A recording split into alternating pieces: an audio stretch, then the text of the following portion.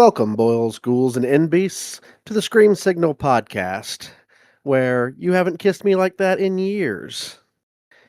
I'm your host, Jeremy, this week, and I'm here with Jeff and George. Hey guys. Uh, so, starting out, we're going to just go over what we've been watching this last week, anything interesting that we've checked out. So, George, anything interesting this week? Yeah, I watched a couple of movies this week. I think at least Jeff did too. So I won't steal his thunder and go through both. But one that I did watch was one of Josh's recommendations from our previous episode, which was Monkey Killer from 2025.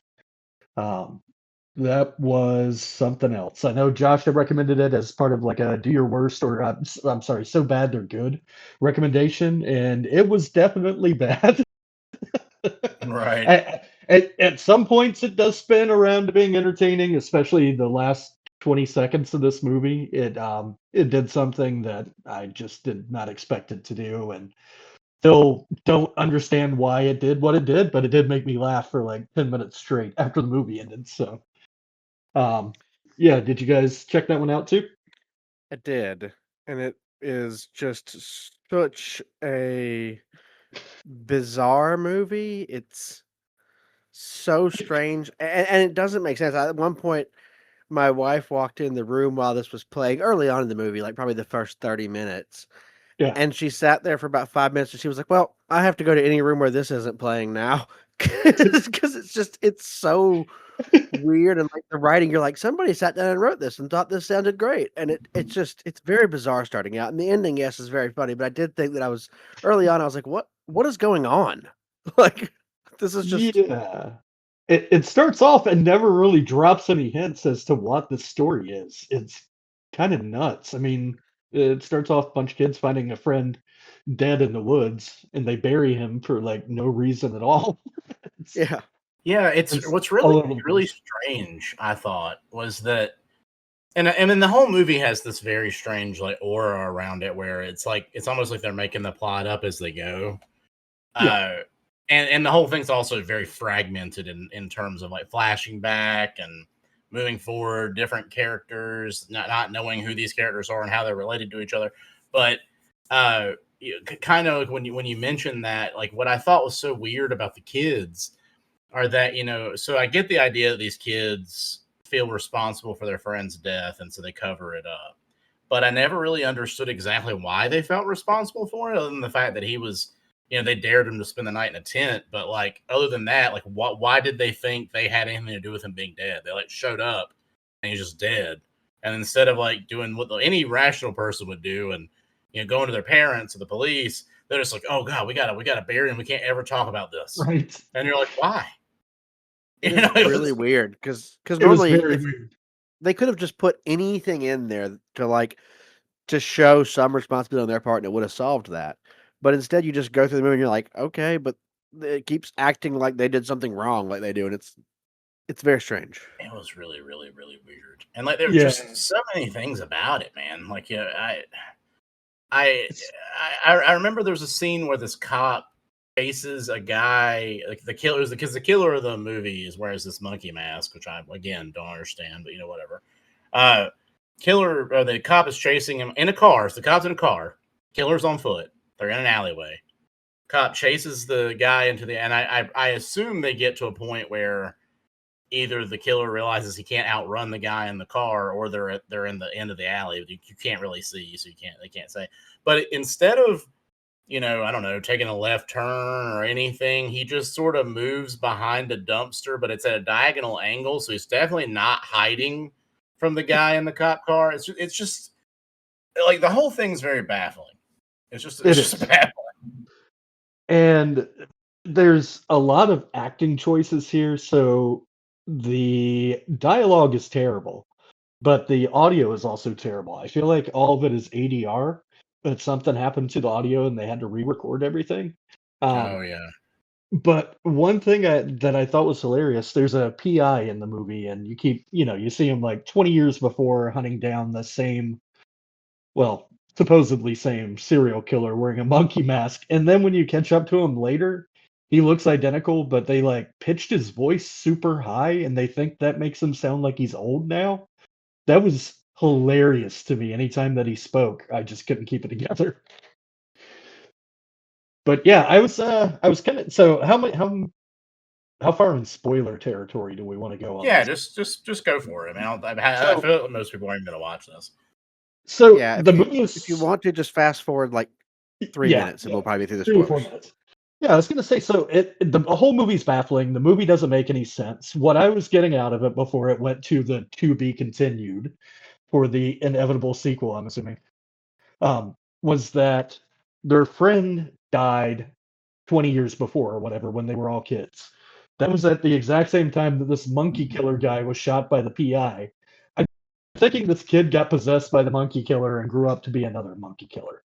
That's where I'm thinking the second movie will go. But I'm also reading very deeply into something that has no logic and no purpose. So Right. who Yeah, I knows? wouldn't hold your breath for that sequel. Yeah, exactly. I don't know. I don't know. Maybe. Oh, the CGI in this movie though, and the AI scenes, they were just phenomenal. Yeah. They really made the movie for me. So Yeah. I mean, I And all the guess stock the footage. There's a sequel lot of might stock happen. footage. They only need like $50. yeah, exactly. I Don't don't need a whole know. lot. I think there's. Well, I did want to mention one scene before we moved on because there's just one scene in the movie that I was like, I about died laughing because it was the most ridiculous thing. But they show this. They show so one of the main characters is this cop who's one of the kids who's grown up, right? And they show these scenes of him laying in bed, I guess having like a nightmare. I guess he's remembering being a kid or whatever. But they cut to him in bed with this woman who's in lingerie laying next to him. And so, when they first show this, they show this with no context several times. I'm like, okay, so he's in bed with his wife, right? 'Cause that's who this is, or his girlfriend or something. And eventually they cut to like a more longer scene where he gets up out of the bed and he goes into like the bathroom to get ready for work. And when he goes in there, he sees this really bad like CGI like thing on the mirror that's obviously like, I mean, even if I were if this were happening to me, I would know it was either A, supernatural, or B, a hallucination. I would know there's no middle ground for this. But he sees this, and then he pulls his gun on this woman who's gotten up to like come to the bathroom, which is just a funny situation anyway. Like she's getting up. You don't see people get up to go to the bathroom much in movies, and she gets up to go to the bathroom. This guy pulls a gun on her and is like yelling at her about, why did you put this on my mirror or whatever? And she's like, look, I don't know what the fuck you're talking about. And then you find out in this scene that this guy picked her up the night before in a bar. So this woman doesn't, this guy from Adam, they hooked up the night before and he's pulled a gun on her, is freaking out. I was dying laughing at how, and the best part too is she's like, I gotta go. I gotta get out of here. Like, just like fucking pieces out. And of I course know. you would. The What best the part of it, fuck? he's like, oh, so you don't want to use the bathroom anymore? You still use the bathroom? She's like, hell no. I want to get the And fuck out she's of like, here. No, no, we're just like leave. just try to shoot me.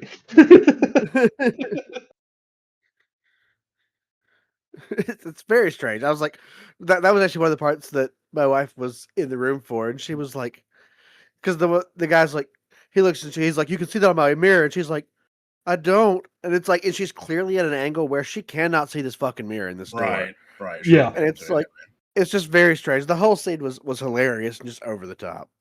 It has a very Neil Breen quality to it, where like everybody's sort of overacting, and it kind of feels like they're reading their lines in the most like uh, just very amateurish way. Although I believe the vast majority of this cast has to be related to the guy, as I they would think all look so, very similar. and Yeah. like, assuming my assumption when I see stuff like this a lot of times is that they had very limited time to shoot this, so there weren't a lot of takes. And I sympathize with that as somebody that's tried to make Yeah, a movie with people that are on volunteer time for you. You really don't have time for a dozen takes. So sometimes you just get what you get and you got to work with it. So I yeah, sympathize with that. yeah, absolutely. I mean, again, I hate to bash on anything, even though this was particularly like bad, and I'm very anti AI generative stuff in movies, Yeah. so it's Same. even worse. But you know, guys living his dream, I guess. He's out here making movies, and that's something that I appreciate. So I guess keep it. And also, I if they make a sequel, I'm gonna watch it because I need to I'll watch know. the Like, hell I out of need it. some kind of context for this movie that had no context and then has the baller nuts move of ending with a to be continued. Wild. It still kills me. Old choices. Very much so. But yeah, that was about it for me. Watched some other things, but I think everybody else did. But yeah, that was the one that I wanted to bring up this week. Nice. All right, Jeff, what you been watching? Well, kind of like George, I sort of stuck to the. There's a big movie we're going to talk about in a little bit, but other than that, yes, I watched Monkey Killer. I also watched the other film that Josh recommended to us called Spaghetti. This one came out in 2023, directed by Adam Girish, which I recognized that name and went back and saw that he was involved in a couple other like little horror like things I had seen from like earlier. I can't remember if it was it Chillerama that he did a part of, something like that. I know that he was involved in some other So like low he's budget actually horror stuff. done surprisingly quite a bit. Yeah. So I mean, he Oh. wrote several large movies. For who was it? He wrote for Argento, didn't he? Oh wow. Really? That's insane. Adam, is it Adam Garash? Is that his name? Yeah. Yeah. Yeah, I think he wrote for Argento on something. Yeah, it looks like he wrote the Night of the Demons remake. Oh, Yeah, he Mother wrote of the Night of the Tears. Wow. Mother of Tears is what he wrote, and he wrote Mortuary Okay. and Toolbox Murders for Toby Hooper. Yeah, that's nuts. Yeah, I didn't I was even looking look at up this and I was like, wow. It was Tales from Halloween. That's what I was thinking. I don't know why I thought Chillerama. It was Tales of Halloween, and yeah, he did that Night of the Demons remake. Yeah, and he But wrote Mother of Tears for Argento. It's crazy. Like I was looking at his resume. I was like, this guy That's has a nuts. good resume. I was Yeah, like, what's going yeah. on? Well, what's interesting about Spaghetti, and this is something I will say, I'm going to say this at the top before we get too far into this. You can hear me talk about the director and the writers, you can and the actors, and you can you can listen to the brief synopsis. But once I get there, if you want to watch this, if you want to be shocked, if you want to be like, because it's got some shocking stuff in it, you need to stop listening now, because we can't talk about this movie without getting into that territory. And I do believe this is a movie that the less you know about it, the better. So, skip ahead 5-6 minutes if you don't want to know anything about it and you want to watch it. But yeah, this is written by Dempsey Gibson and Jason Rainwater, starring William Girola, Tangi Ambrose, and Angie Stevenson. And kind of a brief synopsis here is that this is a woman suspects the man she has started dating may be seeing someone else. So she takes the advice of a friend and works on a voodoo spell to ensure his loyalty. So, like... Yeah, that's what the movie's about. Yeah, that's what's interesting. Yeah, I know, right? So, like, what this movie is just... Like, when Josh said, when he mentioned it to us, to go into it knowing as little as possible, and that's what I did. So I didn't even look at a synopsis. I knew nothing about it except for that it was a movie called Spaghetti. That's all I knew. And so I started watching it, and it kind of opens up as like this sort of, like, I don't know, like a drama type thing about a lady who's, seeing a guy and thinks maybe this guy, because he doesn't... I think they hook up, and then he kind of bounces early in the morning. And then he wants to see her again, but he's putting her off for like a week and a half or something like that. So she feels kind of like, oh, does this guy really want to see me? And her friend keeps telling her, oh, you've got to go to this voodoo priestess I know, and she can, make this all exactly the way you want it. And they, and what's funny is it's kind of brought up Shades of Obsession, like, the movie that just came out. Because there's this guy, they keep showing this couple that are kind of like tangentially, like they're not the main part of the story, but this woman had gone to this voodoo priestess, and now her man is like, all over her, at her beck and call, worshiping the ground she walks on. But it's in kind of a gross, like sad, pathetic way. So I wouldn't think anybody would really want that. So that's why it kind of reminded me of like, the whole obsession thing. You get something you don't really want. Because you're forcing somebody to do something against, their will. But if you think that's all this movie is going to be, you were so wrong on so many levels. Because first off, we have to talk about why it's called Spaghetti, because I think that's probably the most, probably what most people will know this movie for. I guarantee there's clips of this floating around TikTok and the internet, because there has to be. So there's a ritual done here, and that's kind of gory. They do this voodoo ritual and they bring like a goat out and like kill it, blood splatters everywhere and all that. But that's just step one. So step two is lady needs to make her man a meal and put her used tampon in it. So that's what she does. She makes spaghetti, puts used tampon on camera, like we watch her take it out, put it into the sauce, and feed it to this guy. So that's the first, and I'm sure that's the thing that is very clippable. It's very like, holy shit, look at this insane stuff. But I'm telling you, that's still not the most shocking part of this movie.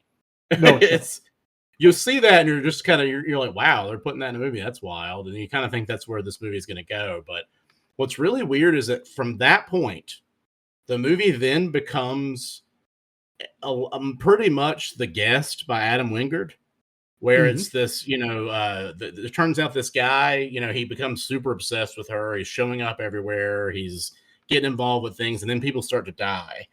And the crazy turn that this movie takes is that this guy is apparently some kind of like weird sleeper assassin for the government that was made this way by some kind of MK Ultra type program where he's like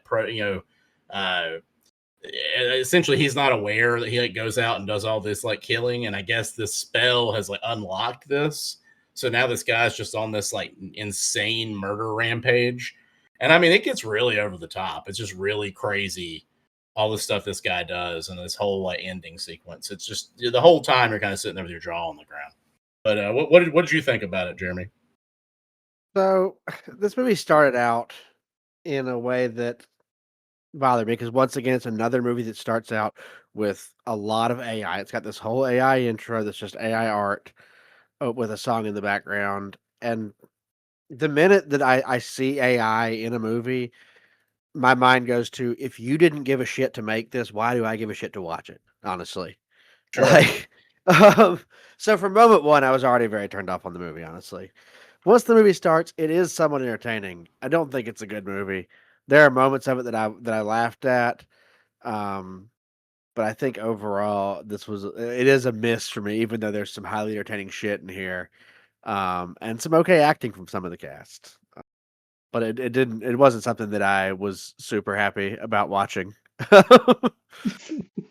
It's really weird. Like I never really think this was that bad, like in terms of like writing and acting. It's very much like it's not on the level of like something somebody shot in their backyard. It's definitely above that. Like you can tell the people they hired are actors of some sort. They're probably not high quality, A-list actors or anything, but they're TV, probably TV level. And so it had an okay quality to it. It's just crazy as hell. And obviously they had no budget. Like the budget had to be very, very small. Yeah, I went into this one cold, not knowing what it was about either. Um, yeah, I mean, I figured the blood was going to end up in the spaghetti at some point. I thought she was going to have to cut herself, something like that. I didn't expect the whole tampon scene. And I Sure. was like, oh, okay, this is why Josh recommended it because this is nuts.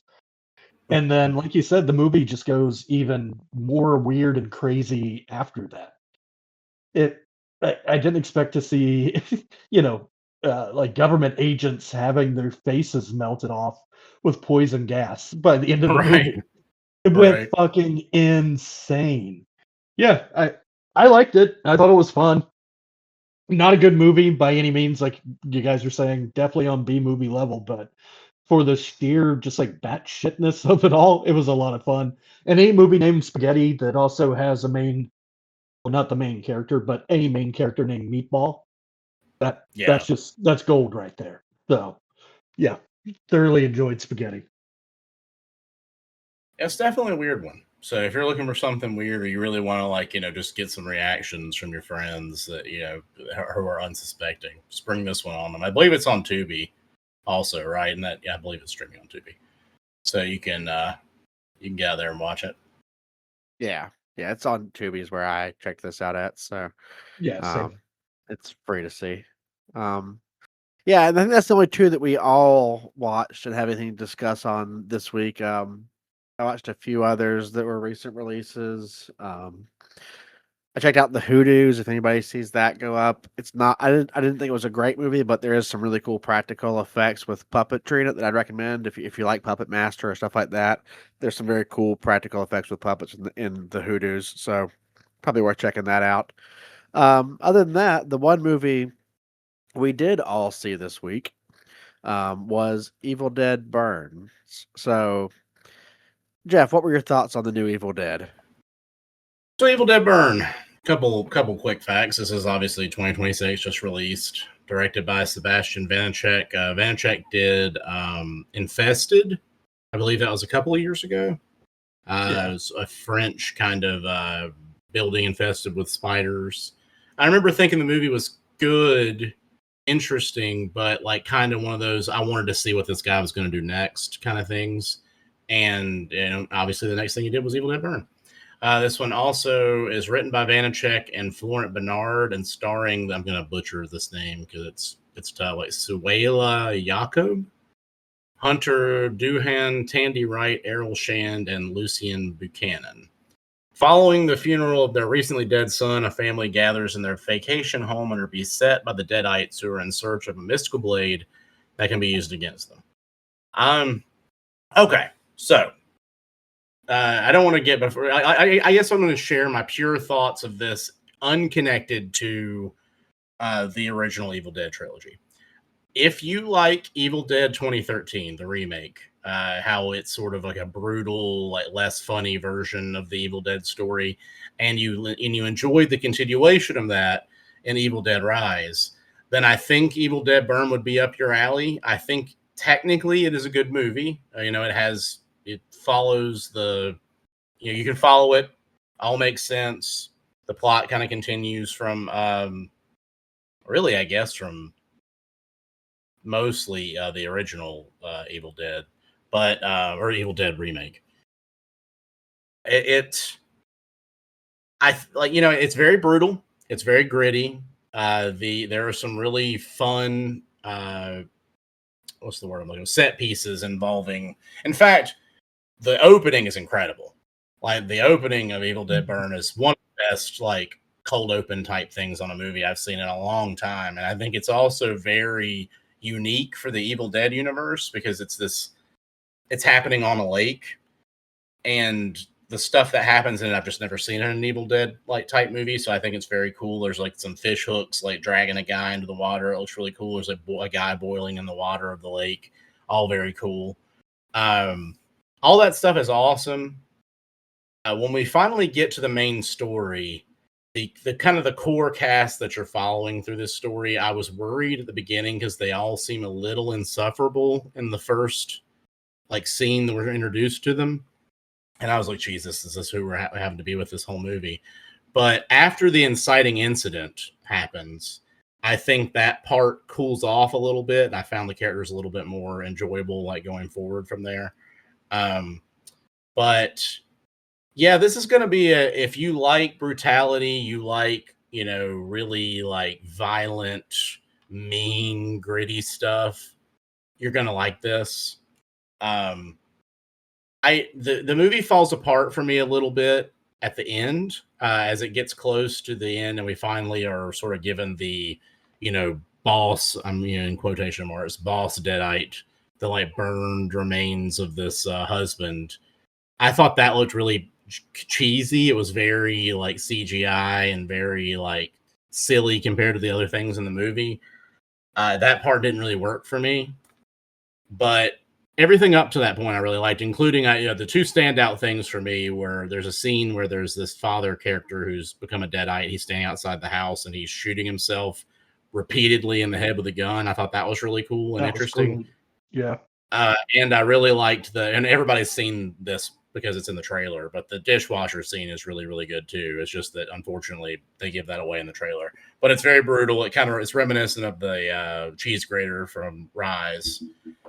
My biggest beef with this is I just don't think it does enough to be different.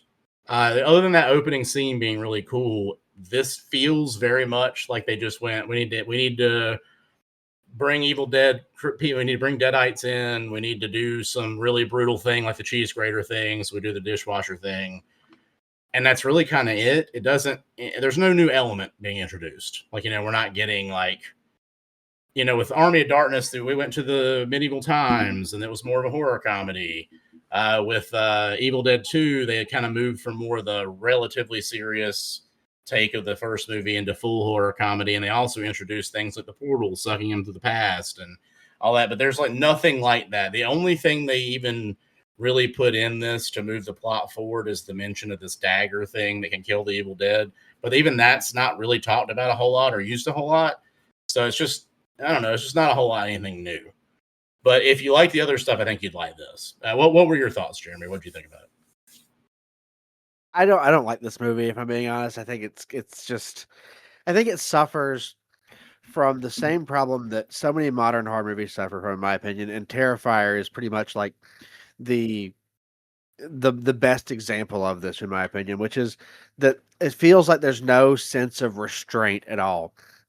So when I watch a gore movie by somebody like Lucio Fulci, and like the eyeball scene in Zombie, for example, if that scene was surrounded by every other scene also being a zombie brutalizing somebody in horrifying ways, then there's nothing special about that eyeball scene. It's not shocking. I don't give a shit at a certain point because every scene is this. So uh I feel like these modern movies need some sense of restraint to make these scenes even matter and the gore matter, because it doesn't. I don't feel anything after 40 minutes of watching people get thrown through walls. I'm like, yep, somebody about to get thrown through a wall again and picked up.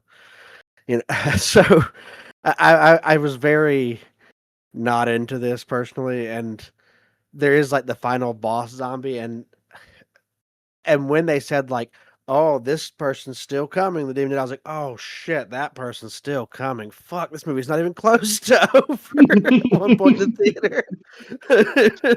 uh, so it has cool gore. The gore effects are good, um, but there's just it just doesn't do anything for me when it's just constant. I don't feel like. And then if you're going to write a story where there is a magical artifact that is like super powerful and can just instantly like kill your bad guys, maybe don't write it in a way that that artifact is found in the most defensible position of the house and then have that person leave that area with it, because I thought that was a bit weird. I was like, wow, okay.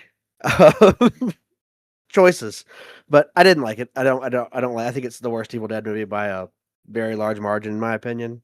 Um, just didn't land for me, despite having some very cool scenes. Overall, I just didn't think it worked. What do you think, George? So I agree with both of you quite a bit. I will say I think this might be the most visually interesting of the new Evil Dead movies of the three, counting the remake. I thought there were some shots here that were a lot of fun. I thought that there was some kind of kinetic energy to the filmmaking here that is something that Raimi always brought, but I don't know that we've really seen a ton of, say, in Rise or in the remake. This was fine. I mean, I didn't love it. I'm not in a rush to see it again at any point. Like Jeff was saying, it does not move the story along at all. There's not anything new here. We're just seeing more people being brutalized, and it never really goes anywhere. Other thing I didn't like about it is that I did not care for any character in this movie at all. Not a By single the one. end, the lead actress by the end of the movie came around on her some, but even then, no, I did not like much of any character here.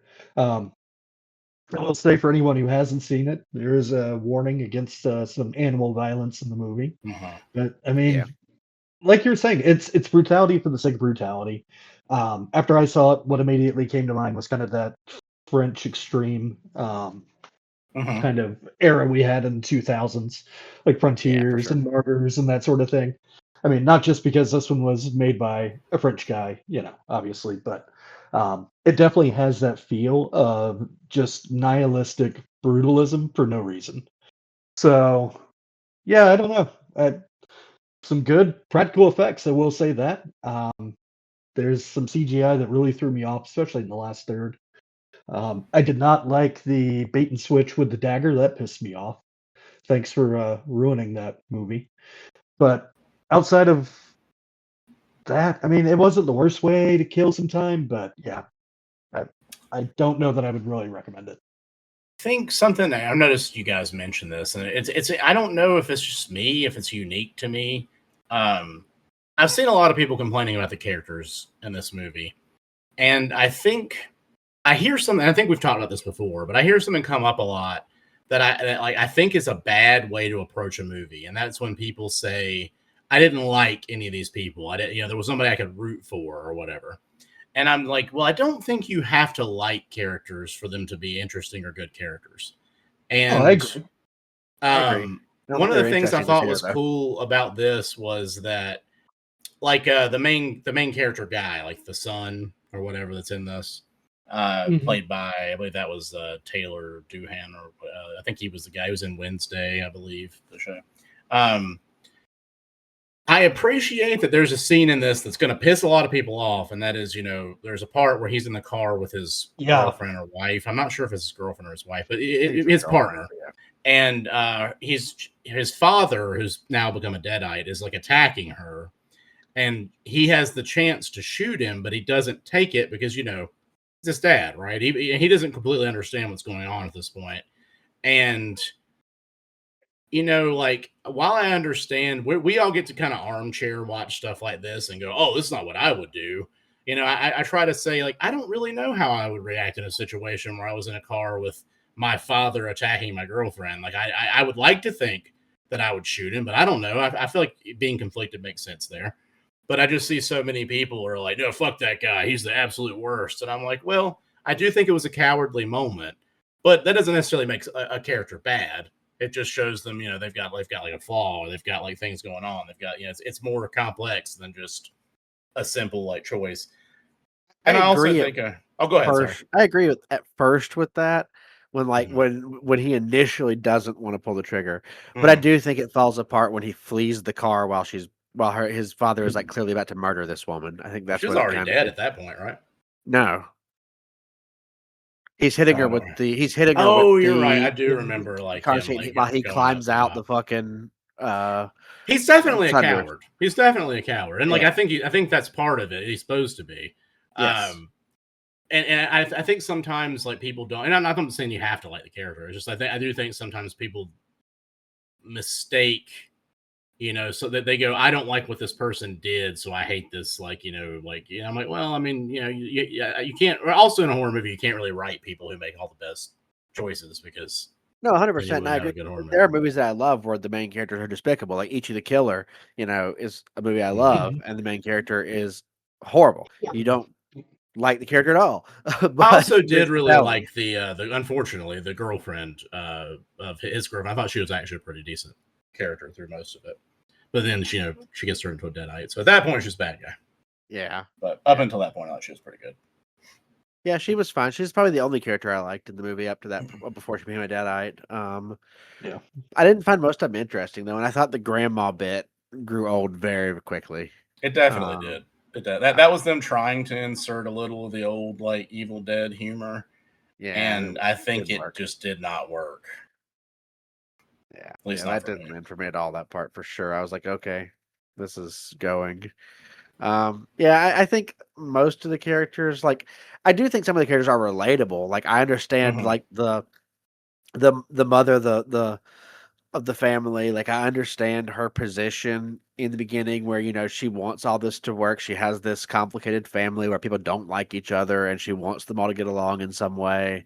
So like, there's characters that are interesting in it. I don't like any of them. But overall, despite some of the characters having interesting things about them, I thought it played out very strangely and didn't really land in the end for me. Yeah, well, sometimes it don't, and that's Yeah, fine. Yeah, which is fine. I've got plenty of other Evil Dead movies to watch. I mean, it's not like right. it's not like I think we're all in our group. We're all kind of in agreement that we're more of the original trilogy guys than the remake Without a movies. So doubt. Yeah, and I'm not a person that thinks that newer bad movies in a franchise that I don't like ruin the franchise for me. It's like I'm gonna keep No, watching no, no, whatever Evil no. Dead they put out. I'm gonna keep watching the old ones. It doesn't bother me if a franchise that has 6 movies has one I don't like. That just seems inevitable. Sure, sure. If they're doing interesting things at all. I will say, I think the Evil Dead series is one that has maybe some of the like the least misses of like any, because even with this one, I think I've seen in other franchises I love a lot more. I think there are movies that hit less, or like at least technically less well made than this. That's probably certainly true because this one's not poorly made. I don't think. I think No, it's, no, it's no. I think all it's well very made. well. Like there's Yeah. lots of cool shots. I do think they kind of overused the above like that isometric kind of shot where you're looking at Yeah, above like a scene. you're I thought looking that at was it from overused the maybe top. Yeah. quite a few times. And I was like, okay, we're really going with this a bunch. And it didn't. It just I don't love that angle, even though it seemed like this filmmaker did, which is just a choice. That Mm-hmm. yeah. So Evil Dead Burns. That kind of leads into our main topic for this week, which was a listener request, which is exorcism movies. Or possession slash Possession movies, I guess is more accurate. Which has been a topic in film for a long time. And I think it all stems kind of from an interest in demons and witchcraft and that sort of thing is where possession kind of the interest in it spawns from.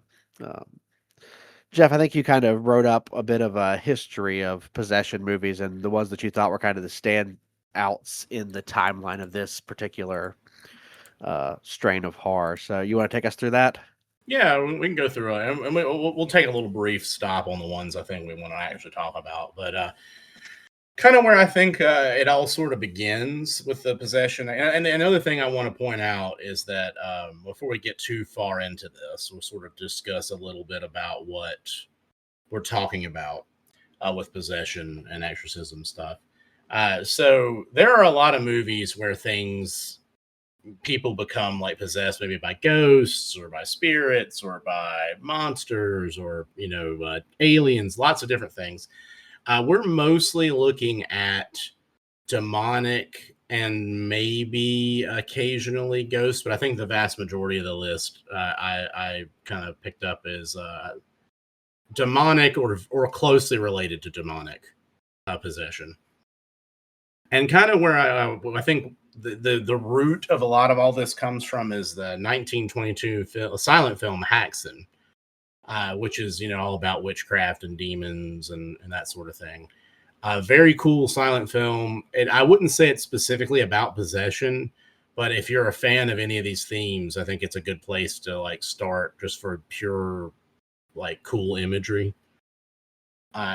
Then I think we kind of moved from Haxan to Supernatural in 1933, starring Carol Lombard. This is where a woman is possessed by like a malicious spirit that kind of makes her do some strange things. So we're starting to get the kind of the feel of what this would be, but I think it really evolves into its own in 1963 with Il Demonio, which is an Italian horror film about a woman being possessed by a demon, and this is also involving an exorcism, and it predates The Exorcist by over a decade.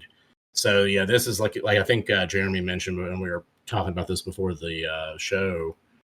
This features a crab walk type thing like The Exorcist will before The Exorcist. Probably has to be something that inspired some of the ideas and things that would be used in The Exorcist. Yeah, I would think so. It's just kind of uncanny. They both have that kind of backwards Sure. walk with and in the kind of the same style. So it would be hard to believe that didn't inspire them in some way that nobody saw this. Although that yeah, as I don't know if people listening to this might not realize that scene with the spider walk is not actually in the original Exorcist movie. No. That's a deleted scene that's sometimes added back in like different cuts of it. Most But that was releases not. these days, most of the stuff you're going to get your hands on these days will probably have it. But yeah, Yeah. like if you were watching a VHS pre 90s, Yeah, late 90s, you're not going to see the spider walk. It was not in the theatrical version. Yeah. But then we'll go on to The Exorcist, which is the granddaddy of them all, the one that probably cements all of the tropes, that creates all the concepts that we will really be carrying forward into many other films. Exorcist 1973, directed by William Friedkin. written by William Peter Blatty. It's starring Ellen Burstyn, Max von Sydow, Linda Blair, and Jason Miller. This one was based on a book by Blatty, and important to note that he based his book on what he considered, and again, quote, anytime I use during this discussion, I use the term true story, it's in air quotes. You take that however you will. We're not really going to get into the veracity of like these claims. We're just going to talk about, the movies. But, based on a true story, 1949 exorcism of Roland Doe, who was later revealed to be Roland Hunklicker. Blatty's account is full of head spinning, vomiting, levitation, but many of the witnesses suggest it was mental illness and hysteria over anything supernatural. You can decide for yourself. This film cements a lot of imagery I think we come to associate, like the strong Catholic imagery, contorted human faces with wounds, vomit, deep demonic voices, levitation, objects moving on their own, oddly sexual behavior from people who aren't known for such things, speaking Latin, depictions of an exorcism, an actual like ritual exorcism. I think this is where all this comes from. George, why don't you tell us a little bit, like how do you feel about the Exorcist? What are some of your thoughts that tie to this? The Exorcist, I mean, it's an all-time classic for a reason, right? It still holds up today. Even if you've seen it 100 times, it's still a great movie. Just super well done. And like you were saying, it really completely defined the possession genre, right? I mean, every single possession movie I can think of from The Exorcist forward has at least 2 or 3 things in common with The Exorcist. Whether it be, like you were saying, the sexualization of people who normally aren't sexual, or the vomiting, or, things flying across the room, that sort of thing. That's all commonplace for possession movies now. So, I mean, it's really the high watermark when it comes to this genre. And yeah, it's wonderful.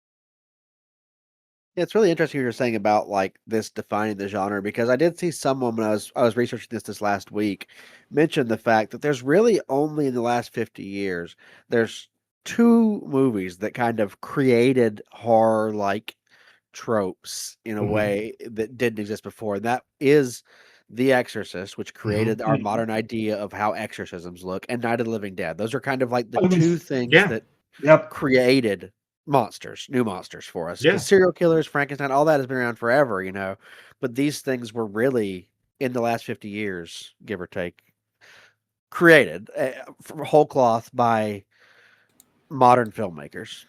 Yeah, I mean, I definitely agree, especially in like you said, in terms of the way we visualize these things.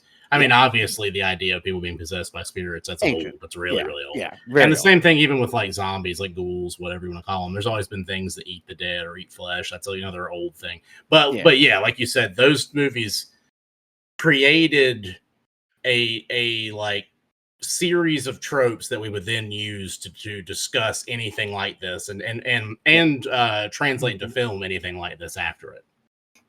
Yeah, everything is these movies, and I think that Night of the Living Dead and this probably both suffer from also the same thing, in that they are so legendary that I see people now, younger people especially, talk about them, and I think I suffered from this as well when I first saw The Exorcist, in that they watch it after years of it being hyped up as the scariest thing ever, and then it cannot live up to that. It will, and they go, It "Oh, never will."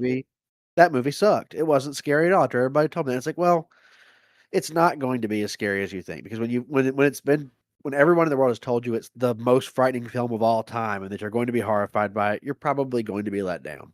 I don't think that makes it a bad movie, though, is where a lot of people falter, I think. And they're like, it doesn't scare me, so it's bad. After everybody told me it was terrifying. It never really scared me either. This did. But watching it, you can tell just how good of a movie it is. It's fantastic. The acting's great. The sets and lighting and everything is just insane. Linda Blair as a child in this role is like stunningly good at this. So good. So yeah, it's a great movie. Even if I don't think it's as scary as some people think. Yeah, it's interesting you brought that up. So I think there are a lot of movies that are like that for me, like movies I didn't see when I was a kid, and I didn't see till later. And so I'd seen other things that kind of, I guess, kind of made the things that scared people so much more quaint to me. The Exorcist is one that I didn't see until I was a teenager. I think there were a handful of movies that I wasn't allowed to see, and I'm starting to realize there's some parallels to those movies that I never really thought about till later. But I'm not really going to bring that up right now. But I probably didn't see this till I was a teenager. I rented it on VHS. I watched it in my room alone, and it did scare me, but not like the demonic possession, not the special effects. Not that's actually not the stuff that bothered me. There are negative images on the film that on a VHS in your room at night on an old like CRTV really stand out, and they're very flat. They're very quick. They're like flashes of like faces, flashes of like the outline of Pazuzu's statue, things like that, and it made me question my sanity while I was watching the movie because it would happen so fast. I'd be like, was there even anything there? Did I see anything? Is this movie getting to me? And like, it really creeped me out. But yeah, like the actual, I don't know what it is about the actual stuff. Maybe it's so like over the top that it gets into territory where I guess it just isn't frightening to me. But I know a lot of people are terrified, have been terrified of this movie for a long time. And, Dick Smith's special effects are legendary. Even if you don't want to talk about how great Reagan is, because she is, the fact that he was able to make Max von Sydow look probably 30 years older than he was, also incredible. That doesn't get brought up enough. Because Max von Sydow, I believe, is in his 40s shooting this movie, and he looks like a very elderly man because of the makeup. So really, really good old age makeup. But I don't think it's ever been done better. I don't think that anyone's ever been able to pull off quite what they pulled off here. That's probably because of Friedkin and because of the performance of Linda Blair. It's a legend. Like I don't think it's toppable. Not in terms of this style of movie. And I think it has a perfect like down note of an ending that a lot of them don't have. A lot of them get very hopeful. Religion will save us all in the end. This is definitely not one of those movies. So I think that it's pretty perfect for a horror film. It may be the best horror film ever made if it's not. Or it's definitely on a short list of them. Yeah, I would agree. I think it's certainly one of the best made horror films of all time, and whether it's scary or not in a horror film is largely irrelevant, usually in my opinion, because what's scary to a person is so subjective. So I think just from a storytelling standpoint and acting standpoint, everything else here just adds up to just an incredible experience overall, even if you're not actually even if you're someone like me who I don't believe in demonic possession. I don't think there's any chance of me ever being possessed. So there's no horror in that for me, because it's obviously fiction in my mind.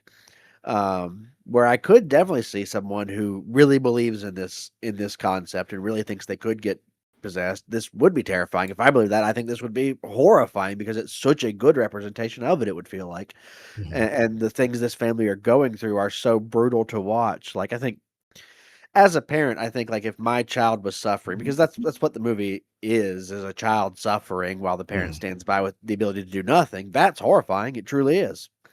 So I think it works on a lot of levels. It's a great movie, like you said, one of the all-time legends of the genre. One of my favorite scenes in this movie, completely out of left field, is they bring in Reagan to have like tests done in a hospital, like blood tests and that sort of thing to find out what's going on. They sit down with the doctor in the doctor's office, and the first thing he does is pull out cigarettes and light up and start smoking in the hospital. Just totally different time, man. Amazing. Yeah. Those were medicinal cigarettes. Exactly. Menthol, they're good for you. Yeah, it really clears the T zone. Yeah. There you go. Yeah. But and obviously, so The Exorcist spawns a lot of sequels. I think we're going to talk about the only worthy Exorcist sequel, which is Exorcist 3, a little later on in the discussion here. So I'm not going to get into that too much here. But unfortunately, this is a series that, while it has a lot of films, it has almost all misses. 2, not very good. The prequels they did, not very good. Yeah. The late sequel they did by the guy, David Gordon Green. Oh, David Gordon Green. Horrible. Horrible. Oh, absolutely awful. But it is really funny that so spoiler alerts for the Exorcist modern sequel. Me and my wife were driving in the car one day, and I was randomly talking about that movie, and I just started laughing. And my wife was like, "What's so funny?" And I was like, "I just realized that they canceled the sequels to this movie, so the canonical ending for The Exorcist Believer Forever is that one child got dragged to hell and is never coming back." Right. I do And my believe we're wife was like, getting "That's fucked up." I think we're getting a sequel or a Mike Flanagan sequel, right? Flanagan. Yeah. Yeah, so I that's think it interesting. may have finished production, if I'm not Right. mistaken. So that's hopeful. I'm hopeful. Most of the time, Flanagan does a good job. So let's see. Yeah. But moving on from The Exorcist, I think the next big film in the pantheon of possession movies. Again, there's going to be a lot of stuff we're not going to cover. So don't if I don't hit your favorite, I don't hit one that you think is important. Hey, let us know. Like, comment about it. But I'm trying to hit the ones I think are like the big genre defining like moments. So the next one I believe is huge and needs to be talked about is the Amityville Horror, 1979. This one's directed by Stuart Rosenberg, written by Sanders Stern, Jay Anson, and George Lutz. This is another one that's based on a true story, written by in the Amityville Horror novel by Jay Anson, which was consulted on by the Lutz family. This one stars James Brolin, Margot Kidder, and Rob Steger. A family moves into a house with a history of a brutal murder and experiences supernatural events, with the father becoming possessed. So this one has kind of hallmarks of both what I would call like a haunted house movie and a possession movie. There are a lot of things that happen in it that are very ghostly, like objects moving, things disappearing, voices, that sort of thing. But then there's also the fact that George Lutz, the patriarch of the family, like slowly undergoes this process where he's sort of being taken over by this demon, or perhaps the ghost of the man who murdered his family, and it's all very, debatable as to what exactly is going on there. But this is one I think it's important to mention for a few things. I think this introduces the idea of like a demon like haunting a house or possessing like a house and the people inside of it, not just like the child like Reagan from Exorcist. This one also will introduce some elements in the history. It's not in the movie itself, but in the history of the Amityville Horror, we kind of get the Warrens, Ed and Lorraine Warren, at one point do a TV investigation of the Amityville house, and they're going to come up later. So that's another interesting like footnote here. I actually think the Amityville Horror is pretty good. I didn't really like it that much when I was younger. I guess I thought it was maybe it moved a little too slow for me when I was a kid. I watched it a few years ago in 4K, and I was blown away by a lot of things I hadn't seen in the movie originally. I think this comes across as a very good haunted house movie. It probably doesn't really hit as hard as like a straight up possession Exorcist movie, but I do think it comes across as like a good evil house film. I remember thinking Margot Kidder's character is just so odd in this for like a mom of a family. It's like there's some unusual like family stuff, which is interesting to see in these kind of things. I don't know. What do you guys think, George? What are your thoughts on Amityville Horror? So Amityville is one that I probably need to revisit because it has been a while since I last watched it. I've never been a huge fan. To me, it does move a bit too slow for my taste. I've always found it to be a little bit boring. Um, yeah, I'm just not a fan. I like some of the goofier sequels more than I do the Sure. original, which is absolutely insane. But yeah, I don't know. Amityville just never quite did it for me. Yeah, I agree. I'm not a huge fan of the original. I think it's fine, but I do actually like the sequels better, especially I think I talked about on this podcast earlier, the uh Evil Escapes trilogy, kind of where with the Mhm. objects that are sold from the house. I love those. They're cheesy, they're stupid, and they're just a ton of fun. Where I think the original, um, while it has its place in cinema history, it's certainly not a favorite of mine, and not one I go back to very often. And then I don't think the remake of it was particularly great either. No, yeah, the remake's not. It's okay. It's fine. So it's just they're just not favorites of mine. They're fine. Like I said, I think they're good movies, and the first one especially is competently made, the original, and everybody in it does a great job. It's just not a topic that super interests me, so it didn't really work. Hear that. So moving on from the Amityville horrors, I know most of you have probably seen these things or at least know about them. We go on to what probably is my actually I'm gonna say it's probably everybody in this podcast's favorite in terms of these sort of movies, and it's the one that I would say. Well, I don't know. The Exorcist. This is the other than the Exorcist. This has the most influence on film in general. But that's The Evil Dead, 1981. This one's directed by Sam Raimi. Everybody knows that. Written by Raimi, starring Bruce Campbell, Ellen Sandweiss, and Richard Domanicore. Is that how you say that? But this one, I mean, you guys all know. It was a story about some friends who go to a remote cabin for a vacation, and they unleash demonic spirits with the playing of a recording of the words from the Necronomicon. This is a book from the writings of H.P. Lovecraft woven into the story. And I mean, I think it kind of speaks for itself. This movie, what I like about The Evil Dead and what sets it apart from, I think, the other movies on this list, this is the only one that doesn't have much in the way of religious trappings to it. The Evil Dead it takes place far away from churches or civilizations in a cabin.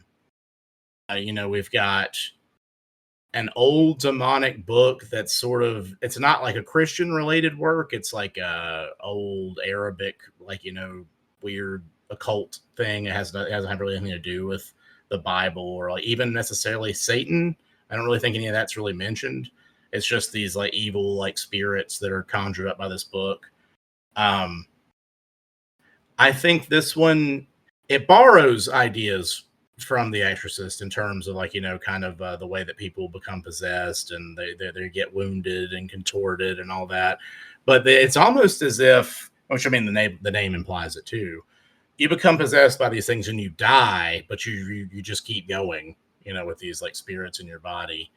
And I think this one also takes that like mortification of the body like as further than any other movie does. These things like just become a straight up rotten, gross corpses with like milky eyes and completely like different. And this also hits that weird over sexual like dark like notes that like some of the Exorcist stuff does.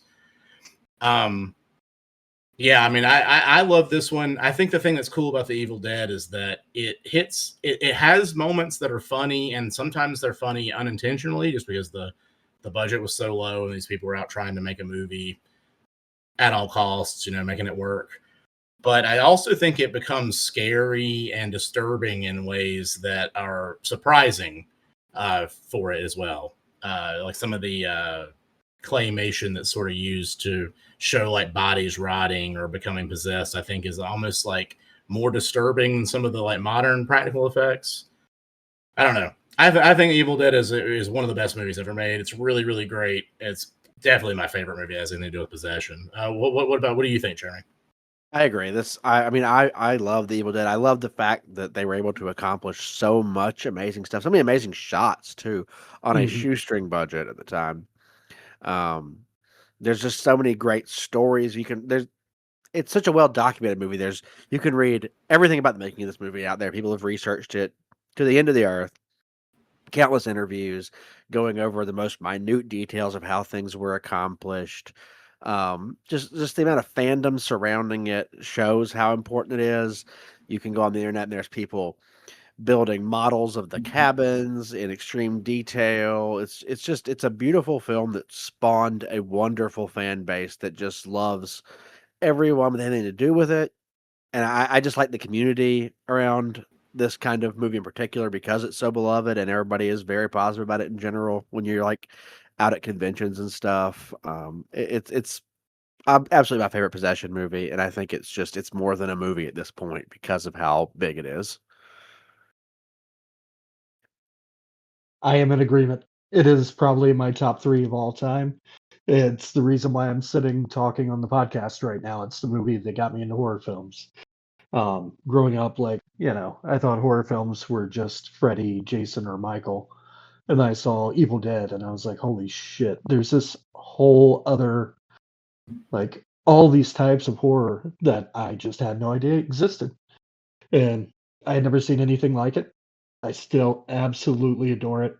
I can't tell you how many times I've seen Evil Dead, and every single time I sit and watch the entire thing and have a blast with it. Yep, one of my favorite films ever made. I think there's some really cool things too here, like in terms of the pantheon of possession movies, is that I believe maybe more so than anything before, seeing the evil like infecting the flesh is something that's like really well done here and really defined. I think of the scene. I'm not gonna remember her name. What's the name of his girlfriend's character's name? Oh, I can't think of her name, but I you're can't think of talking her about name. the ankle. Yeah, where you see like this Mhm. like spot that like spreads like like a poisonous infection like through her body Mhm. instantly. Like it's like it happens instantly in front of you on camera. And some of the I just think about like people floating like in the doorway and saying these awful things that, like get into your head and like just not knowing. This is another movie that has a kind of a down note in terms of like an ending too. It doesn't have like a Mhm. hopeful like you're gonna get away. It has more of a like, oh shit, he's not gonna escape. Man, yeah, I think and I think a lot of people forget because Evil Dead 2 is essentially a remake of this, but with a lot more comedy, a lot more of the Three Stooges that we know Sam Raimi for. And then Army of Darkness is a pure horror comedy. I think that people forget like how much true horror is in the first Evil Dead. Uh, and I mean, God, there's like a horrifying like tree Yeah. molestation rape scene that is just you just Yeah. think about that stuff. It's just really really rough. So yeah, I mean, I think it's very scary. I think it introduces the idea, and maybe more so than anything I've seen before, because it's spreading to like everybody. It's not just one person. It's like all the people in the cabin or this is happening to. It really drives home the horror of losing people you care to, and I guess it does really frame that up of how it would be hard to deal with a demon possessed friend. 'Cause what do you do? If somebody you care about, or do you hurt them to try to stop them? Or are you going to hurt the person? Can that person be saved? There's a lot of like interesting questions that come up and like hallmarks of the genre. So Evil Dead, huge, 5-star movie. If you haven't seen it, if you're listening to this and you somehow haven't seen it, put that at the top of your list right now. Great movie. And it would spawn, like you just said, we talked about a couple sequels, Evil Dead 2 and Army of Darkness, and then a whole remake series that starts in 2013 with Evil Dead, Evil Dead Rise, and then the newest movie this year, Evil Dead Burn, and an upcoming movie, I believe. I'm trying to remember what that one was called because I know Yeah. they've already named it, and now, of course, Yeah. I can't think of it, but I know it's supposed to take place in the 70s, I believe. Yeah, Wrath. You're talking about Wrath, that's what Evil it Wrath. is. Wrath. Yeah, Yeah. Evil Dead Wrath. So I'm curious to see what that'll be, and obviously I'm going to keep watching Evil Dead movies. I think following Evil Dead, we kind of have there are movies that came out. There's movies like uh, Demons, which we're going to talk about later. There's movies like The Beyond. There's movies like The Convent. There's a lot of movies that involve possession. But I think the next really big movie that would have like a big cultural impact that had to sort of fall on this level is The Exorcism of Emily Rose in 2005. This one's directed by Scott Derrickson, written by Derrickson and Paul Harris Boardman, starring Jennifer Carpenter of Dexter fame, Laura Linney and Shori Agashalu, and Tom Wilkinson. This one is also based on a true story, based loosely on the case of Annalise, I think it was Michael or Michelle, 1976. This is a very well documented, pretty horrific case. I mean, this is one of those. If you're going to look it up, just be prepared for some really awful, like photos and information. But by all accounts, this was a very mentally ill woman who was essentially tortured by her family, who forced her to kind of undergo a bunch of exorcism rites and weren't really taking good physical care of her. The movie approaches this from more a supernatural angle. I believe it's mostly centering around a legal case where a priest is being charged with accidental death relating to this woman because of this exorcism. And then it kind of talks about the veracity of this. Like, was this what happened? Was there really a possession and all this that kind of thing? I remember this movie. I do not. This is not a movie I'm a huge fan of. I remember when it came out. I saw it. I didn't really like it. I've revisited it a couple of times over the years. It's just not my kind of movie. It's kind of like it's sort of like a lesser version of things that we've already talked about, like The Exorcist. I think there's some interesting ideas here, like the court case and that sort of thing. I also think a lot of people who are maybe a little bit younger than me probably really do like this one because it's probably something they saw at a young age and kind of filled that Exorcist like gap for them. I am a big fan of Scott Derrickson, so I'm kind of surprised that I didn't really like this one, but maybe it's because of one of his more earlier. I don't know. This one just didn't really work a lot for me, but I do think this one brought the idea of like exorcism and possession and that sort of stuff back up to the front for people to start talking about, thinking about again. I think this would spur some things to come on down the road. But I don't know. Jeremy, what about you? What do you have any ideas on or any thoughts on exorcism, Emily Rose? So it really is just.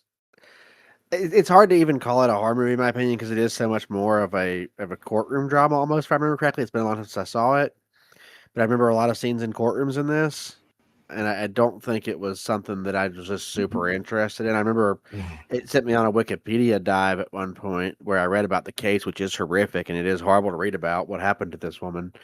But it wasn't really super interesting. Is that what we're still talking about? The one that's the courtroom one?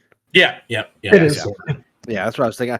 I was like, there's so many of these at this time that came out that had like the exorcism of in their name. I feel like, right. But yeah, I don't think this one was really aimed at me. I think it's if you're really into the where true crime and like possession meets, this is probably a movie you'd love. But it's not a super interesting thing in my book. Pretty much about the same. Yeah. I mean, as a drama goes, as a courtroom drama especially, it's good. But as far as like a possession film or a straight up horror film, it's definitely not. And I don't know that I don't think they really marketed it as a courtroom drama from what I recall. No, I yeah, I thought they don't think really that's leaned into like the horror side of things. But Jennifer Carpenter is great in it. And like you were saying, this was I was trying to remember if this was Derrickson's first movie, but I think he did Hellraiser. No, yeah, he the did Inferno, Hellraiser which one. I actually really like Right, Inferno, but yeah, that was Same. before this. That's right. So I mean, he was still coming up, but yeah, at the time, I mean, I always thought this one was fine, but once again, maybe not as a horror film. Yeah, so I just kind of wanted to touch on that one because I think this sort of starts to lead into another big series that's going to happen. That's going to be huge. It's going to be genre defining for a decade, and that is going to be The Conjuring. 2013. This one's directed by James Wan, written by Chad Hayes and Carrie Hayes, starring Patrick Wilson, Vera Farmiga, Ron Livingston, and Lily Taylor. A family experiences paranormal disturbances in their new home and are aided by Ed and Lorraine Warren to drive off the spirit of a satanic witch who once lived there. I think so. It's kind of hard to deny that James Wan, who kind of came onto the scene, did Saw prior to this, and did Insidious prior to this. I think The Conjuring kind of hit, and we hadn't really had a movie that was like a haunted house, like possession kind of movie in a long time. That was like big budget and like it really seemed to get into people's heads. And The Conjuring came along and kind of did that. I think it sort of spawned. I feel like Blumhouse like basically just does The Conjuring over and over and over again in movies. They're doing that formula of like the jump scare horror movie, and they do it well. But I think they were kind of inspired by this. We have a whole cinematic universe that comes from this about the Warrens and their kind of paranormal museum. Again, this is another one of those. We're not really going to get into the whether Ed and Lorraine Warren are good people, bad people, the truth of any of that stuff. Is we're not really concerned with that Oh, here. we We're are, just talking right? about movies. Well, we know Jeremy has opinions, but we're just not going to get into that because it's not really what this is about anyway. We're just talking about the movies here.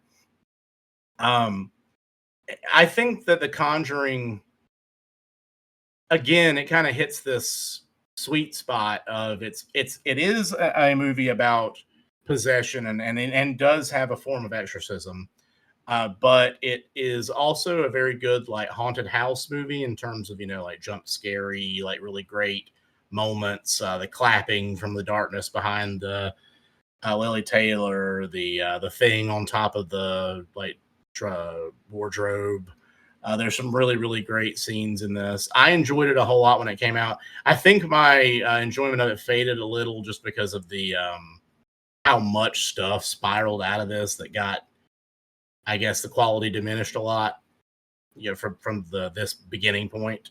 But I try not to hold that against it. I think it's a very cool movie. I mean, obviously, the idea of like a satanic witch, like ghost possessing people, that's cool. That's different and unique.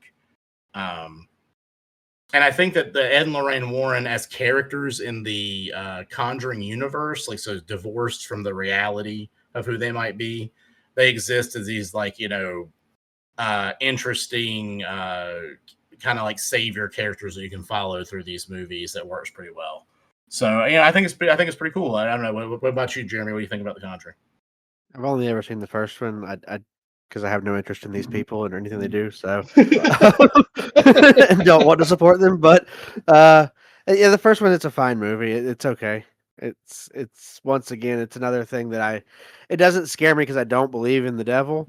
So, but I think from a sheer filmmaking standpoint, I think James Wan's super talented. He makes great like atmospheric movies, and then he makes batshit crazy movies that I love later on after this. But yeah, I mean, I think the first one is a competently well made horror movie that works. But it's once again like exorcism movies in general, and that this kind of like stuff doesn't scare me. So it's not something that I go out seeking a lot, and don't have strong opinions on the films in this kind of particular area. How about you, George? What are your thoughts here? Yeah, I like The Conjuring. I've always had a really good time with this one. I remember seeing it when it came out at the theater. I remember being somewhat creeped out by it. I remember one thing that always stood out is that it's one of the more grounded, I guess, possession stories, haunted house stories, wherever you want to say. It feels more based in reality. Whether or not the things actually happen, that's a different story. Right. But it doesn't go completely nuts, which is why it's kind of sad to see now that they're doing like The Conjuring 6 or whatever. At this point, it's just the movies are completely insane. So far removed from reality where I feel like The Conjuring was just really, really grounded. It Yeah. does feel like didn't they, like, say they were making the last Conjuring movie, then a year later they put out another one? Like, they Yes. really Yeah. didn't let that go for long at all. Well, I think kind of more what they said is it was the last Conjuring movie that was going to have Vera Farmiga and Patrick Wilson as the Warrens, and now what they're doing is like a prequel with the younger people or something like that. I mean, they're never going to let go of the universe until it stops making money. Just like any other Oh, yeah, no. franchise, forever they're gonna keep doing that. Yeah. I do think The Conjuring. So a couple things in terms of the possession stuff and like what works here. And Lorraine Warren sort of in this movie. Not again, we're not talking about the real people. We're talking about the movie characters. Sort of represent these like big, powerful forces of like Christian good, and that is a big thing that comes up a lot in these possession movies. Like priests, church members. In this case, these kind of wandering paranormal experts that help people. These forces of good driving off these like elemental forces of evil, like the devil, satanic witch ghosts, demons. These very these things are evil because they're evil, kind of thing. So that's a big theme that you see here, and throughout the Conjuring universe films, the idea of like this prayer and things can banish these spirits. Yeah, I will say in general with these kind of movies, when you're talking about these things, like, oh, were you done with that thought on the Christian stuff? Yeah. Yeah. So I will say in general, and this applies to a lot of these exorcism movies and anything in this realm that claims to be based on a true story, is if you like these movies and and they claim to be based on a true story, don't go to the places where these happened and like harass people. Because I know like this Oh movie, yeah, like no. there's been Yeah. like a ton of like vandalism of that Bathsheba woman's grave and stuff over this movie when it's just not. It's like you can be a fan of something without taking it to a weird place, even if it claims to be a true story. So, like, enjoy the movie or don't, but like, don't go harass real people over something that claims to be true in a movie for sure. Yeah, especially no, don't deface a grave. What on earth? And from The Conjuring, we also get things like Annabelle, which Annabelle's more of like a possessed object, and I think that's a different kind of thing. So even though it connects here, it's like a demon, I guess, possessing a doll or whatever. And I think that's the only stuff that really in that universe stands out as the same kind of thing. But yeah, lots of movies connected to here. Your mileage may vary. I really like The Conjuring. I'm not a big fan of most of the other movies. I did like Annabelle Origins, the one that David Sandberg did. That was kind of like a haunted house kind of take on that. I think that was probably the best of those movies. I really like David Sandberg. The Annabelle thing like weirds me out because when you see the original Annabelle doll, it's like a Raggedy Ann doll. Mm-hmm. But then, like, which actually might be creepier than the doll they put in the movie. But when you see the doll they made for the movie, you're like, no one's bringing that fucking home. No, like no one's gonna see that doll. And be like, let me bring that home to my kid or something. Cute. It's like that's not a doll that you would buy. So it does kind of look weird. I'm like, I understand a possessed Raggedy Ann doll is actually a terrifying thought. Yeah. It did kind of bum me out. It did kind of bum me out because I had read about Annabelle like years before The Conjuring. Yeah. I had read about the case of Annabelle, and it scared the shit out of me. I don't remember like where I read it. It was probably in some paranormal book, like in like a school library or something. But the idea of like this like doll just like crawling around and like choking people in their sleep and stuff just really bothered me. And then to make it like really, really worse, my grandmother crocheted, and she used to make these things. They're like these like kind of crocheted dolls you'd put over like your vacuum cleaner or something, so you could disguise it. So it's just like like a big crocheted doll.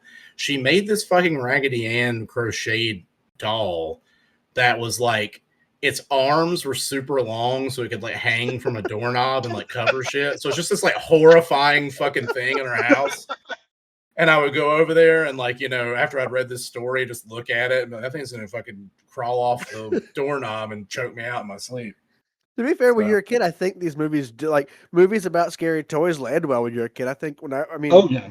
Thinking back to when I was like 6 or 7, Child's Play was the only one of the slashers that I was legitimately kind of afraid of because I was like, God damn, if my dolls come to life, that would be horrible.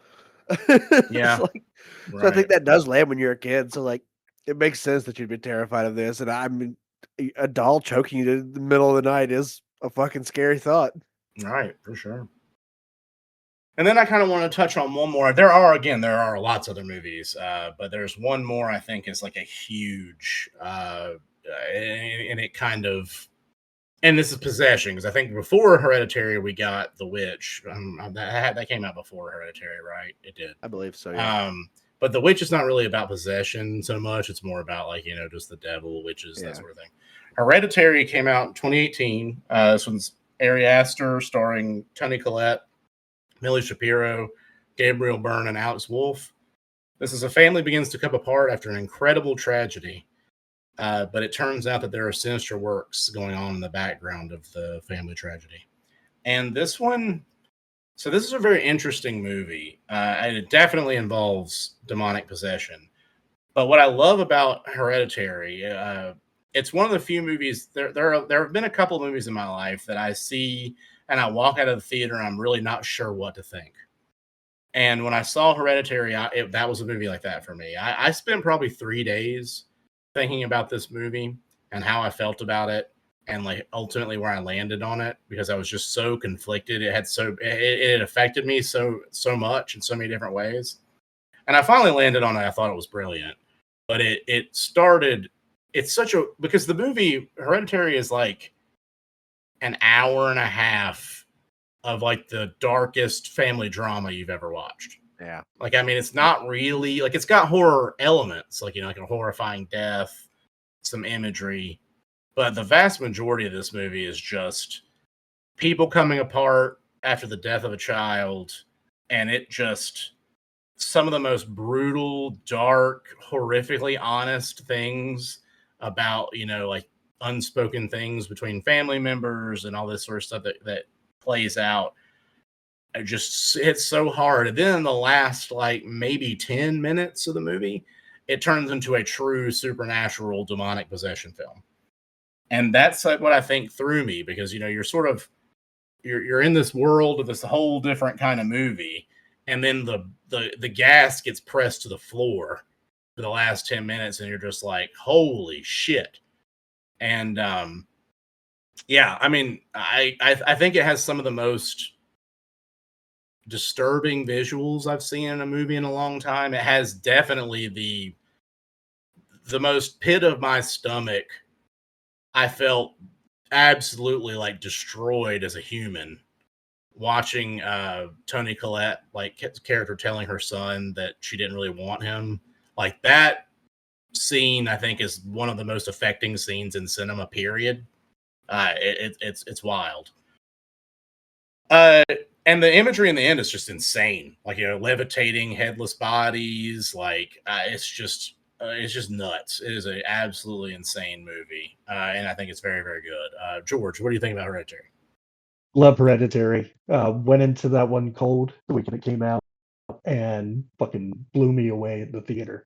Um, like you were saying, yeah, it's a horror film, but the majority of it is the super, super deep, dark family drama.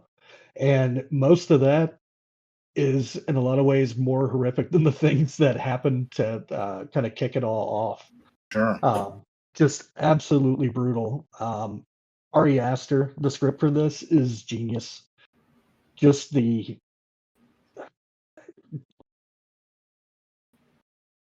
uh, reality, I feel like, of a lot of the things that Toni Collette says to her son. It's all these things that maybe people think sometimes, but never Mhm. ever say. And that's exactly it. It's kind of like the book Horns. It's like you never want to know what somebody else is actually thinking. And Ari No. Aster just put it right out there. Yeah. And But yeah, poor Toni Hereditary. Collette, she Yeah. deserves awards that she has not won. With I absolutely deserves awards she has not won. What do you think about Hereditary, Jeremy? I think Toni Collette is excellent in this. There's in the beginning when I guess full spoilers here. It doesn't matter. Everybody's Yeah, watching this yeah, movie at yeah. this point. Skip ahead if you The don't want spoilers. Yeah. So the cut to the girl's head in the next morning is one of the most shocking things I've seen in years, I feel like. Mhm. Mhm. And it's so unexpected when the first time you see this movie that they just cut to this severed head on the side of the road of this small child covered in like ants and stuff. Yep. It's a really horrific visual. And then, like you said, Toni Collette is amazing in this role of a distraught, grieving mother who's, you know, coming apart. Everything's going wrong in her life, it seems, at this moment. Um, I love everything except the last 10 minutes of this movie. I don't like the Mhm. last 10 minutes. But other than that, I loved this movie all the way up until then, and I wish that it didn't have the supernatural stuff at the end because I think it'd be a better movie in my opinion.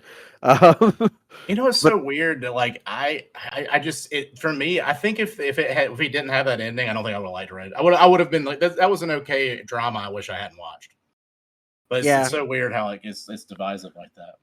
yeah, I think I would like it a lot better if it didn't have that. But I do think all the performances in this are fucking incredible. Like Mhm. it really should have won awards for performances because they are like everyone in this movie is doing fucking fantastic at what they're supposed to be Mhm. doing, and it does all work. It just the ending just isn't. what I wanted from it, but that doesn't mean anything. It's not that it's a bad ending. It's just not what I wanted. It's all perfectly competently done. I think what I dig about it is it's similar to why I really like The Witch, is that if you hit before The Witch, if you went back for like about 15 years, if you had a movie like that, actually probably longer than 15 years, to be honest with you, probably go back more like 30 or 40 years. Any movie that was like The Witch or Hereditary would have ended with a very ambiguous or just straight up telling you that there was no supernatural thing here. This is like,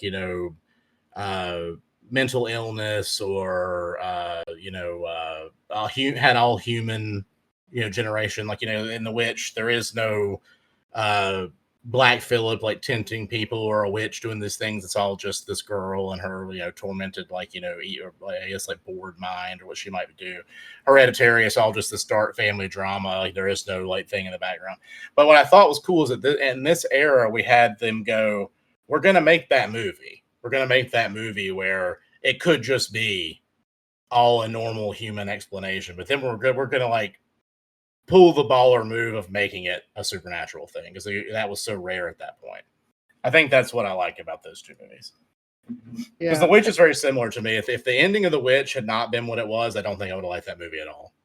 Yeah, I can see that. I can't take The Witch seriously because of that bird. I love that that's like the thing. Like, I wonder if do you think it bothers him at night, that bird call that somebody like was like, yeah, all that time being accurate to the setting and time period, but there's a bird that chirps in the background that's not native to that region. Yeah, nobody cares except that one guy. Or that one guy bothered by that. I wonder if the director is like, damn it, that fucking bird. No, the director's like, damn, that one guy who exactly. apparently really knows bird calls. What the fuck?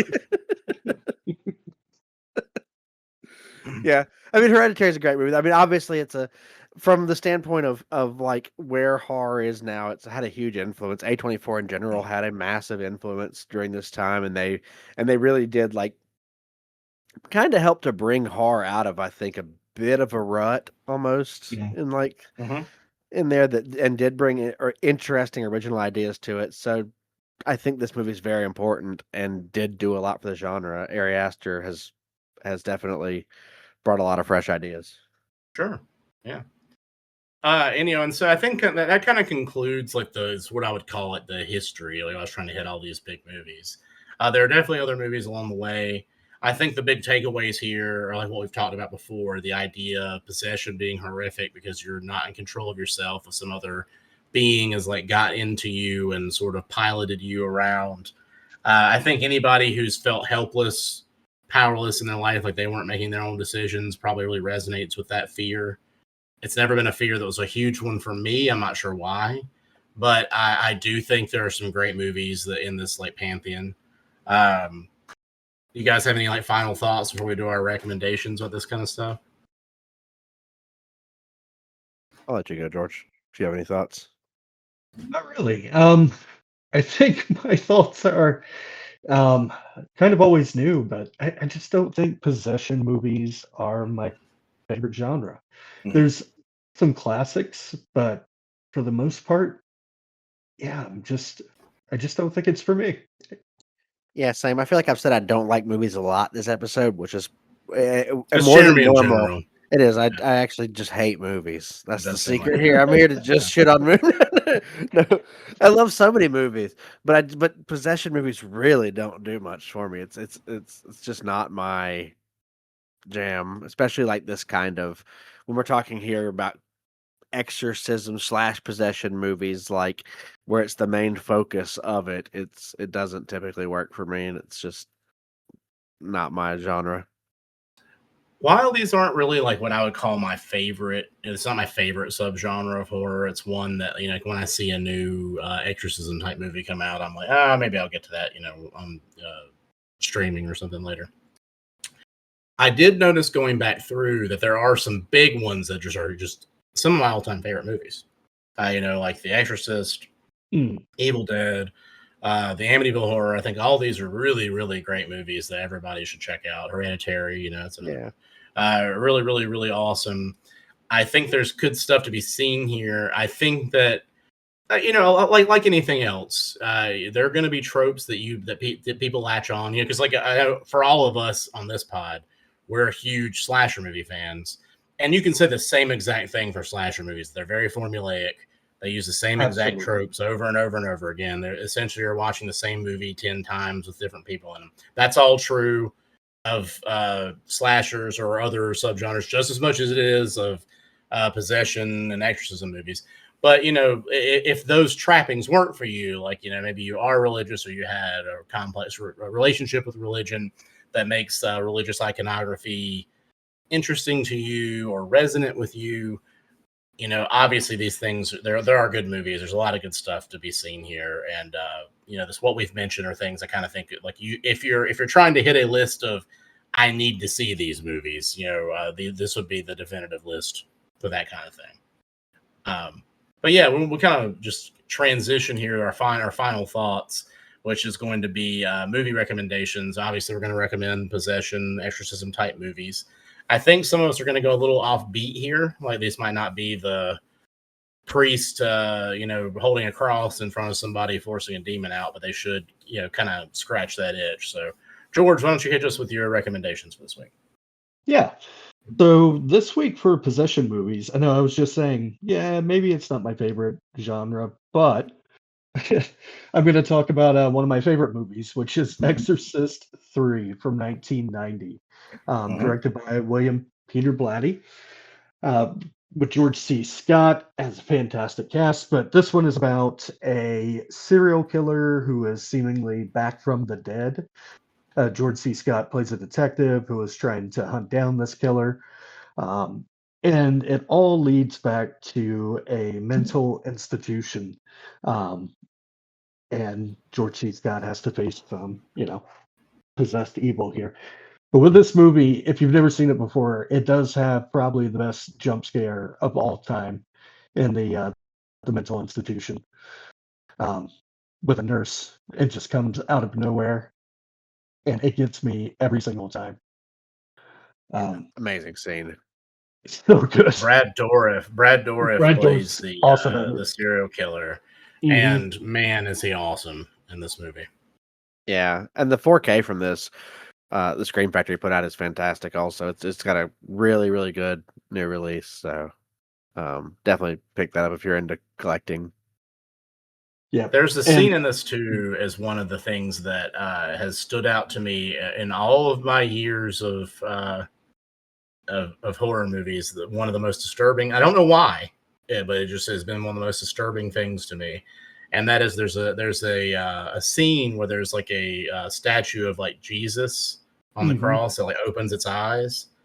That shit, I saw that like on a trailer for the movie when I was a kid, and it scared the shit out of me. And it's been just this haunting image in the back of my mind ever since.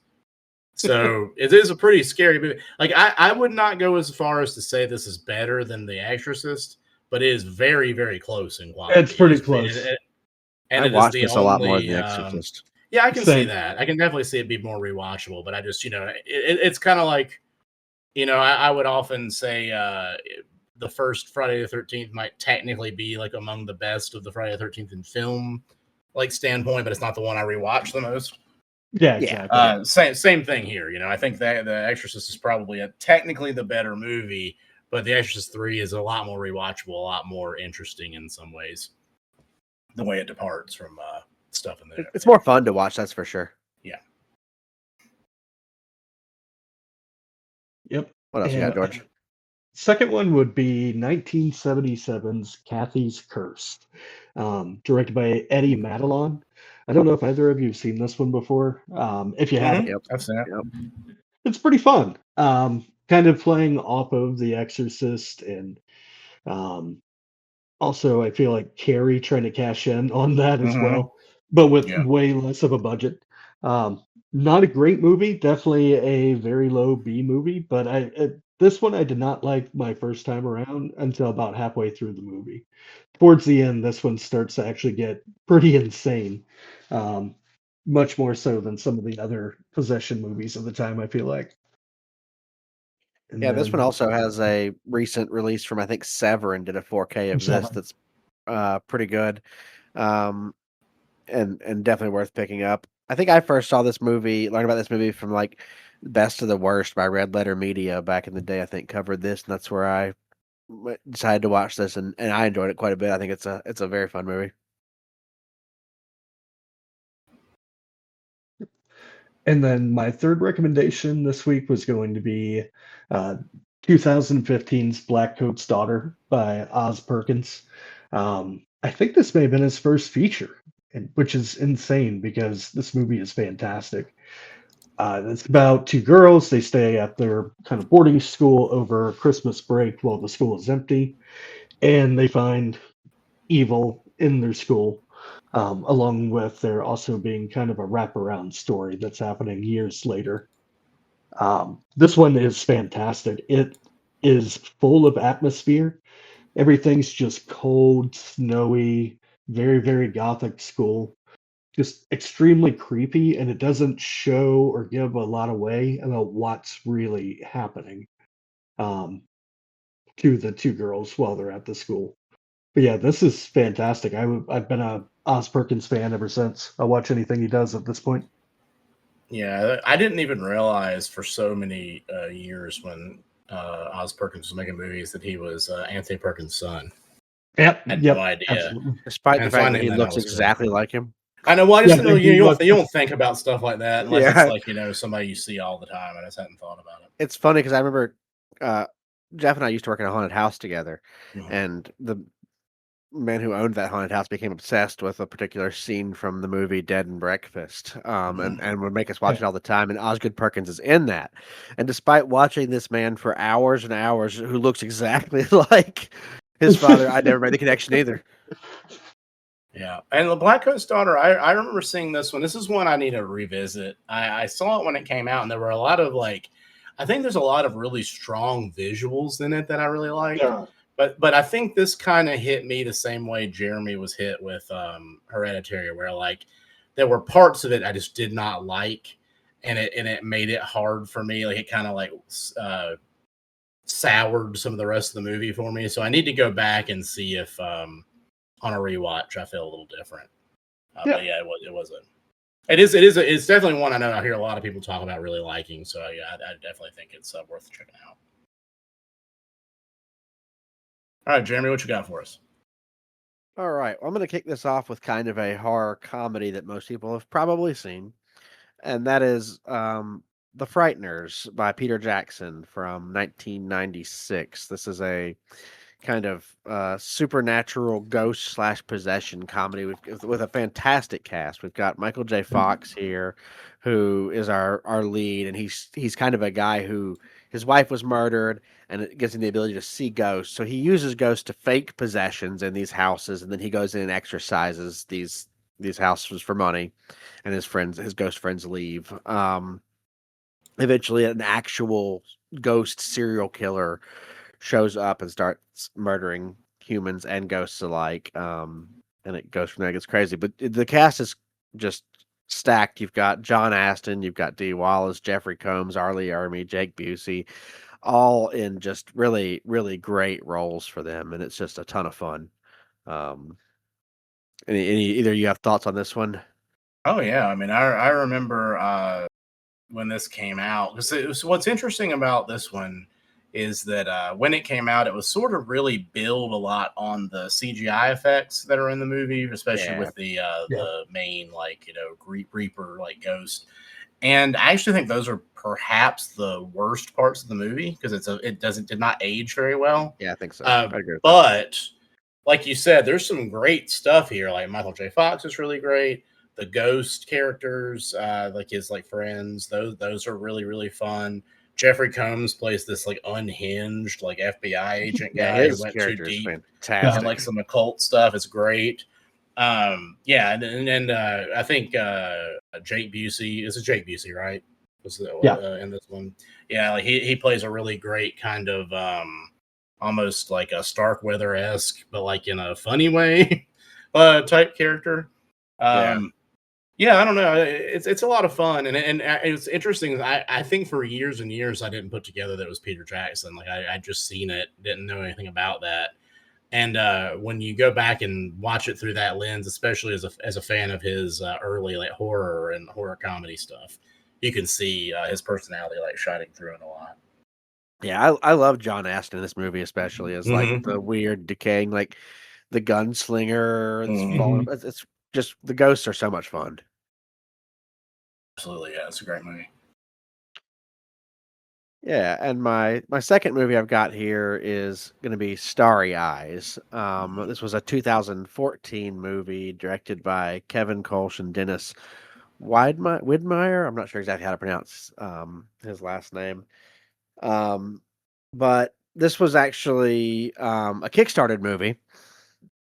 Um, so crowdfunded, and it's about a aspiring actress she's kind of stuck in like dead end waitressing jobs. And her friends and family aren't really supportive of her at all. Nobody, she doesn't really have a lot of help, and she goes to a audition one day, and from there, kind of the talent agents like um end up asking her to perform some interesting acts, and then from there it spirals into a weird possession thing. There's not a lot I can talk about without giving this movie away, I feel like. Um, but it is kind of a mix of both like possession and a psychological breakdown almost of a person. So it's a Mm-hmm. bit of everything here, and it's worth watching. I really like this movie a lot, and I think Jeff, I think you might have been the one that recommended this to me years ago, when it was on Netflix back in the Oh day. yeah, I often say I saw this when it came out. I think when it hit streaming or whatever. I definitely I checked it out pretty early on. I was really to me. I guess something I would say to this is that there's another movie that would come out a few years later by a much bigger director, Refn, called The Neon Demon. And I think they have a very similar. They're making commentary on a very similar thing. Yeah. I think Starry Eyes is way better than Neon Demon, but that's just me. I'm just not super into the like really dreamy, disconnected stuff going on in Neon Demon. Whereas I think Starry Eyes much more concisely and maybe much more horrifically comments on the same kind of things with the main actress who you may have mentioned her name, it's just escaping right now. She's so good in Oh, this, and she's yeah, another one of those Alexandra Esso. yeah, it's like she's so good in so many things, and it's another one of those like underrated. This episode could be all about underrated actresses. While we're talking about it, Rebecca Hall, like why hasn't she gotten an award yet? Like just like people that deserve more praise than they're getting. But yeah, Starry Eyes has some really cool visuals as she like kind of descends into this like thing that she's becoming. So Yeah. it's very very cool. You seen this one, George? I have. I actually watched this one on Netflix as well, back when it was streaming. It's been a few years, but I remember enjoying it quite a bit. Like Jeff was saying, there's a lot of visuals. But yeah, I remember this one being much darker than I had anticipated going into it. Mhm. But no, it's fantastic. Yeah, great movie, highly recommended. And the third one here that I'm gonna recommend is The Wailing, which this is a South Korean movie, um, about uh, a Japanese man who shows up in this small village, kind of, where there's recently been, or I can't remember if it's recently happened or if it happens shortly after he arrives.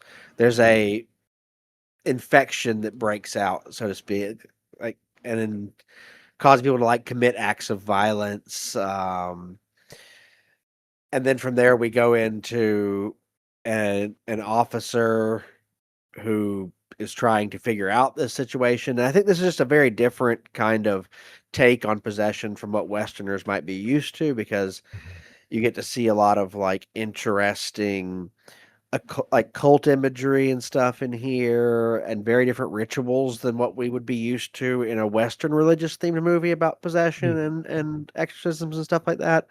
So I think this was just it's a very cool example to watch if you're into this sort of thing, and you want to see it from the perspective of a culture that's not our own, and how others might view this kind of idea.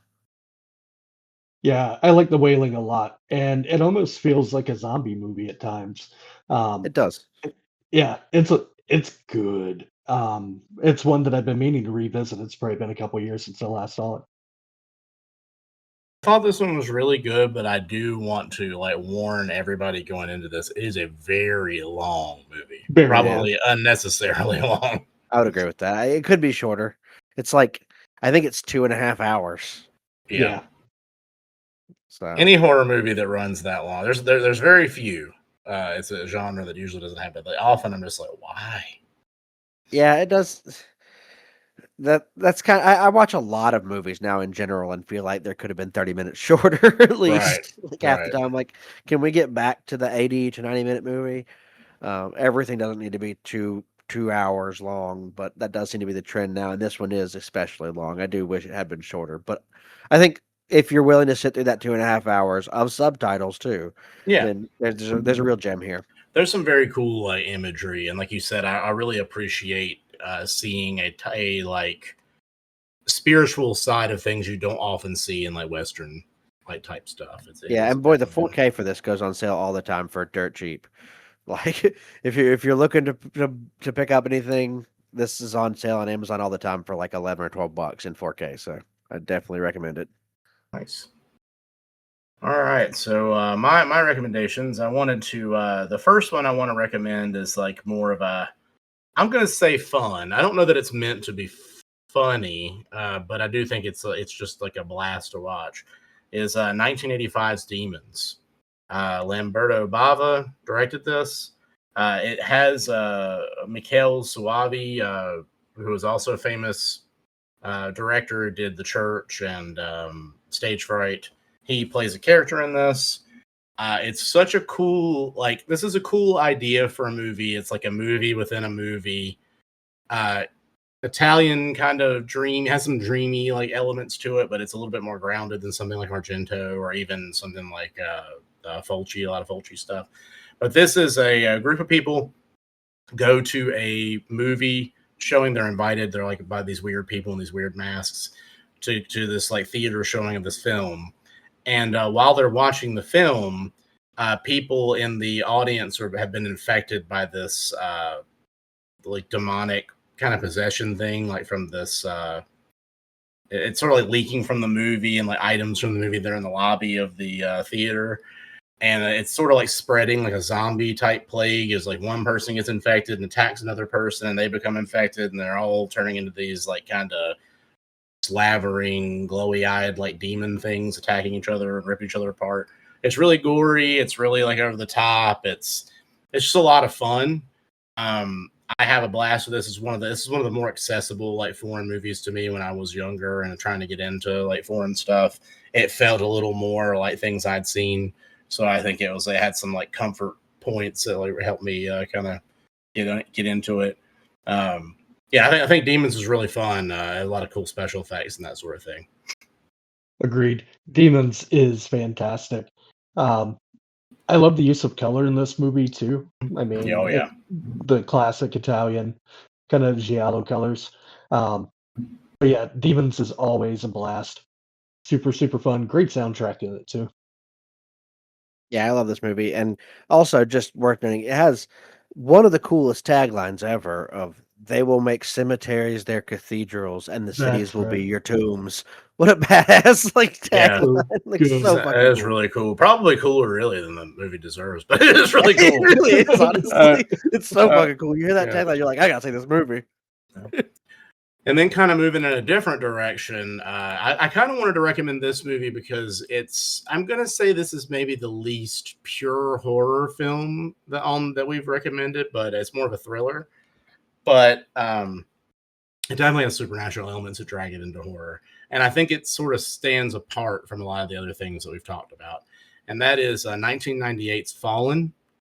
This is one starring Denzel Washington. It was a pretty big deal like when it came out. I remember people talking about it a lot. This is a movie about a serial killer who is executed. And when he's executed, he sort of makes this like decree of like weird language and other things. And he later on, the police involved in his capture are realizing that somehow the serial killer has managed to sort of like possess other people, like moving from like body to body to continue doing his like crimes across the grave through like demonic possession. It has some really cool stuff. Like there's the Rolling Stones song "Time Is on My Side" is used to very great effect in this movie as the killer keeps mentioning it as he's in all these other different bodies. Um, has a lot of like really cool, like it has John Goodman, Donald Sutherland, James Gandolfini's in this. Just a lot of really cool faces. If you like those kind of 90s police chasing a serial killer type movies, but you want to see one that has a little bit of like a supernatural element, I think this is a really good movie. Yeah, and you get Elias Koteas as the killer, who was most of us grew up with as Casey Jones. Oh, you mean the guy from Crash? Yeah, yeah. That. I always love to bring that up when people are like, Casey Jones. I'm like, oh, the guy from Crash? Exactly. That too. Just act like that's the movie everybody's seen. That's the one. Yeah. And we're talking, when I say Crash, we're talking about David Cronenberg. Cronenberg Crash, weird car crash sex movie, not the aughts woke. I don't know what you want to call it. Not the I don't know how to describe the movie. It's good. I like Crash. I like both those Crashes movies, but following cool movie. And then the last one I wanted to bring to everybody's attention, I think it's one that's probably underseen, is 2011's Lovely Molly. This is a movie directed by Eduardo Sanchez, who was one half of the creating film team that did the Blair Witch Project. And Lovely Molly is a kind of a combination of found footage and standard cinematography. This one is about a family who are like a couple that move into the wife's deceased father's home. And she's kind of remembering some things from her past that may involve things like possession and that sort of thing. I don't want to say a whole lot about it because I think this is one that you should see. This one is not, I don't think this breaks a lot of ground. Like, I don't think it's going to do a lot of things you haven't seen before. But what I do think is it's a very personal and very like more of an intimate look at something like this, like, a possession type thing. And I remember distinctly that this has some very, very like chilling scenes in it, especially the end. I remember the ending being one of the more chilling things I'd ever seen. So if you like found footage, if you like possession movies, if you like things that Eduardo Sanchez has done in the past, like Blair Witch Project or Altered, Lovely Molly is one I highly recommend. Yeah, I haven't seen this one. I don't think I've seen this either. Yeah, somehow this one passed me by. I'm gonna have to give it a watch. Like you were saying, I love Altered. Altered is a great movie. So yeah, I will definitely check this out. Eduardo Sanchez has done quite a whole lot of really pretty cool stuff, and I think mostly the only thing anybody really knows is Blair Witch Project. But I followed most of his career and think he's done a lot of great shit. Good stuff. Well, that'll be our episode for this week, folks. It's been a great time talking about possession movies and exorcism. Unfortunately, we don't have a topic decided for the next week, but if you follow us on our socials, I can be found on Instagram as Jeremy Scream Signal. Jeff, I believe you're at Jeff Scream Signal. And George, I believe you are also at George Scream Signal on Instagram.